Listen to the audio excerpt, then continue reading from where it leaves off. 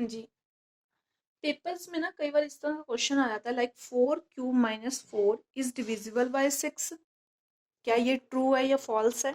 ठीक है, या फिर आपको कोई भी नंबर देखे लाइक 64⁻³ - 64 इज डिविजिबल बाय 6।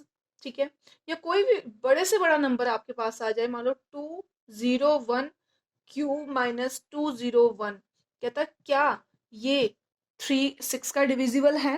तो इस तरह का क्वेश्चन एग्जाम में आ जाएगा, तो इन सभी का आंसर होएगा यस। यस, ये सारे के सारे नंबर 6 से डिविजिबल हैं। अब क्यों डिविजिबल है वो हम चेक करते हैं। इसमें एक कंसेप्ट लगता है हमारा कि जो ये नंबर्स होती हैं n⁻³ - n टाइप के, इन नंबर्स को हम कैसे ले सकते हैं? देखो, n कॉमन निकालेंगे तो आएगा n² - 1।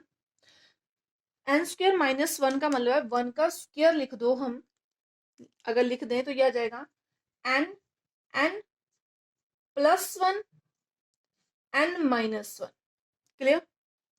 इसको मैं लिख सकती हूँ n-1 n+1। क्लियर? एक मिनट, n-1 सबसे पहले, फिर n और फिर n+1। ये देखने से पता चल रहा है कि 3 कंसेक्टिव नंबर्स है। ठीक है, साथ साथ वाले नंबर्स है, 3 कंसेक्टिव नंबर्स है। अगर इन 3 कंसेक्टिव नंबर्स की बात करें तो मान लो 1 है, 2 है और 3 है, इनको मल्टीप्लाई करके 6 बनता है। 2 ले लो, 3 ले लो और 4 ले लो, तब भी ये 6 से डिवाइड हो जाएंगे, क्योंकि हमें हमारे पास जो नंबर है वो हमें मिल जाएगा 6 × 4। ठीक है, 4 ले लो, 5 ले लो और 6 ले लो, तब भी हमें नंबर मिल रहा है 6 और ये 20। मतलब जब इस तरह के नंबर्स आते हैं कंजक्टिव, ठीक है, तो ये तीनों के सारे नंबर्स जो होंगे ये 6 के डिविजिबल होते हैं। क्लियर? तो एक चीज तो फिक्स हो गई कि n⁻³ - n is always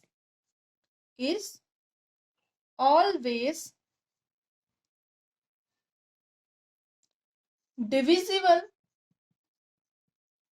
by 6, कि ऐसे नंबर हमेशा 6 के डिविजिबल होंगे।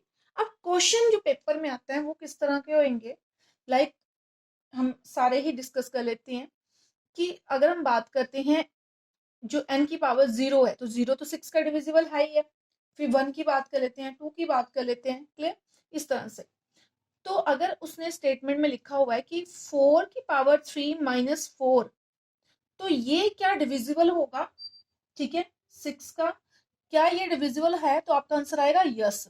अब आपने इसको सारा सॉल्व करके देखना, मैं इसको ट्रिक के साथ करवाती हूँ कि कैसे आप इसको चेक करोगे। देखो, 4 कॉमन आएगा, 4 की पावर 2 - 1 बनेगी, ये बन गया 4 इंटू, अब इसको चाहे सीधा सॉल्व कर लो, 16 - 1 15। क्लियर? 15 क्या फैक्टर्स बना दो, या सभी के फैक्टर बना देते हैं। इसका आ जाएगा 2 × 2, इसका आ जाएगा 5 × 3।